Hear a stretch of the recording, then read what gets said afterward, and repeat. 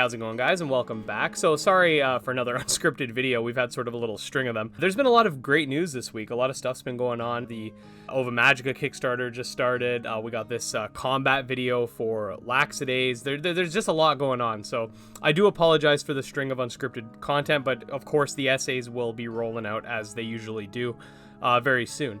Anyway, I wanted to go over this blog for Laxidaze because it shows off some of the combat and sort of talks about it.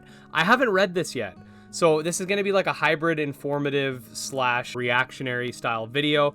If you're someone like me who prefers to have your sort of news audibly given to you as opposed to reading the whole thing, this will be the video for you. Anyway, introduction to combat. Hi everyone, and welcome to our third dev blog. In this blog post, we will be going over the core combat mechanics, as well as an in-depth look into some of the hunter classes. Stick through to the end for the full combat video. As a quick refresher, each hunter in Laxidaze will have a specific class that has access to certain weapons and armors. Each weapon has its own set of abilities. In case you missed our Q&A, here's a full list. So you got Protein, which is a jack of all trade. Beastmaster, which specializes in nanimes. Engineer, this class specializes in technical abilities as well as tech-focused weapons.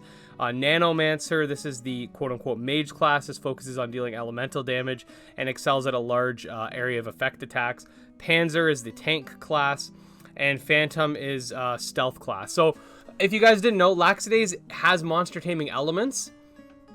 I'm not 100% sure. I mean, you guys can have this debate. I don't really care. I think the game looks awesome either way. But you guys can have the debate on whether it's like a Mon Light, as I call it, or a full-fledged monster tamer game. Whatever. It has enough monster taming for it to be on this channel. But if you guys want to debate whether it's something like Ark, where it has monster taming, but it's not technically the main thing, or whatever, you guys can have that debate. But anyway.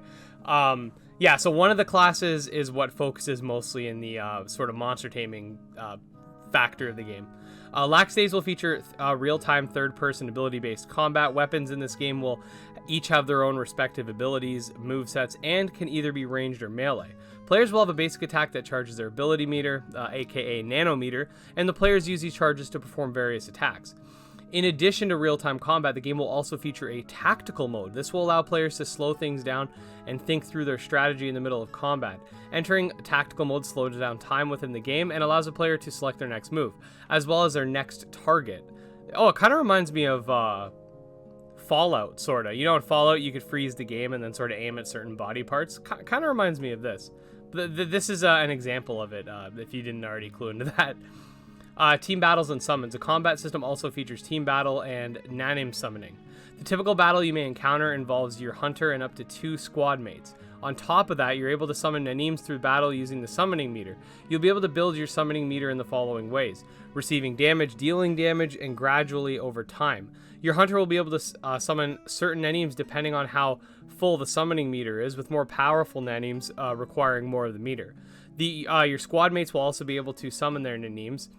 And I'm sorry if I'm not pronouncing that right. I don't know if it's nanims or nanims, but throughout the battle, you'll be able to switch between your various squad mates, and we'll call them nanims.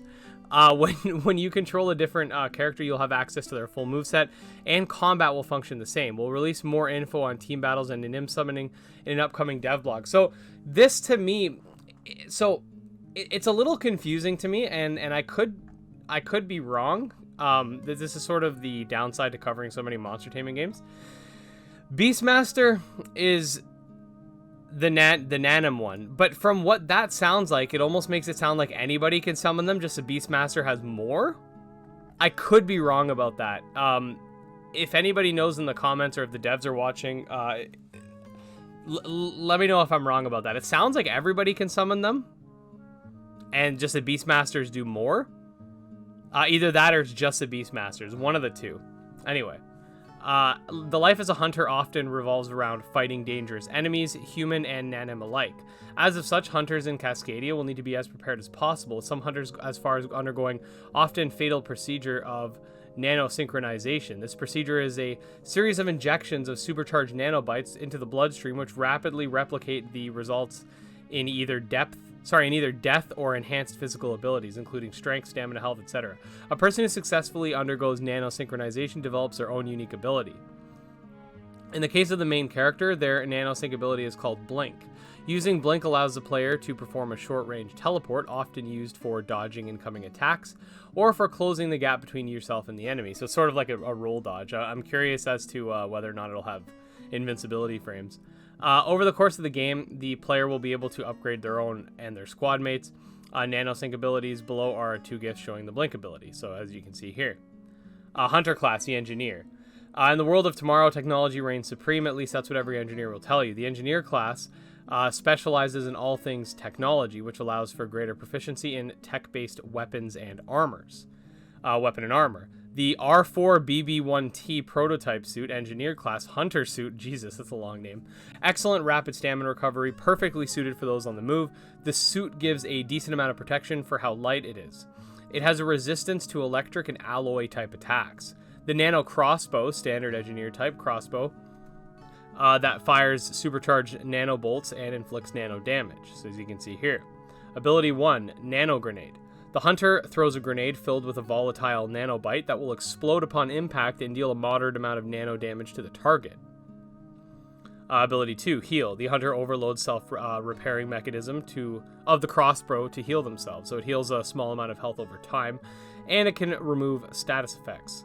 The EM bolt. The Hunter fires an electromagnetic bolt that damages and stuns the target's hit. This is especially powerful against robotic enemies and alloy-type nanims.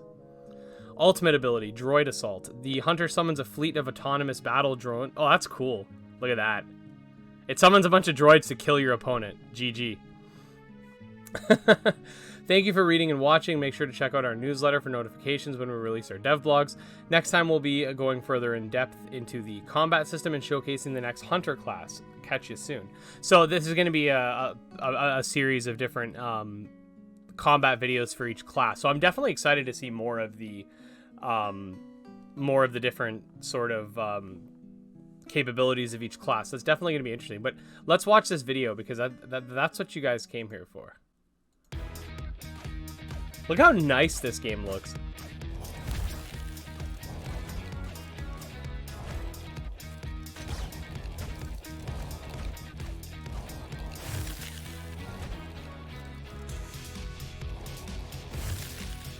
The graphics on this game are extremely impressive.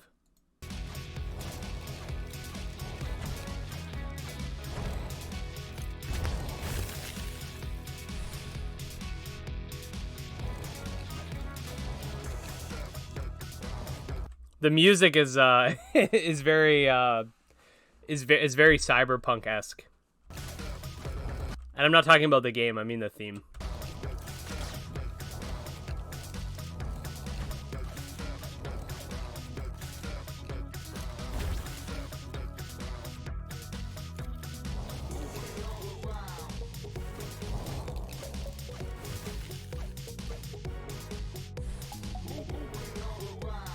So one thing I am curious as to whether or not he was roll dodging, right? We saw some. So you have the glitch ability, or not glitch. I can't remember what it's called. The dashing ability. It might be called glitch. It's called that in COD. I don't know I don't remember what it's called.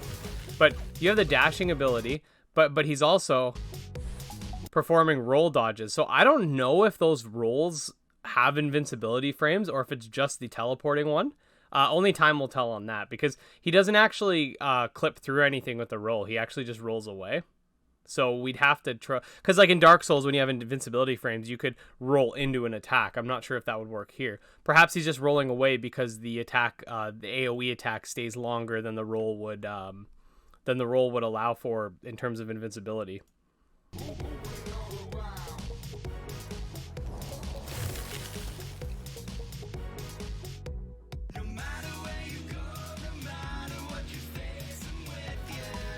Cool. So yeah, that's a little sneak peek on the Engineer class. So we're gonna have to wait for some more of the other classes. You got I'm most excited to see more Beastmaster stuff, obviously as it pertains to the channel. But yeah, if you're looking for a game that is, you know, has monster taming but is more in the vein of like Ark or Ninth on 3 or something like that, this might just be the game for you. I didn't see any nanims being summoned with the Engineer class, so I'm assuming it's just the Beastmasters that can summon. But again, if I'm wrong, someone let me know in the comments. Anyways, That's pretty much it. So today, as you guys are watching this, is the release of new monsters. So I'd like to do a stream on that tonight around 8 p.m. EST. So I'll catch you guys there. If not, I'll see you in tomorrow's video. Anyway, until next time, peace.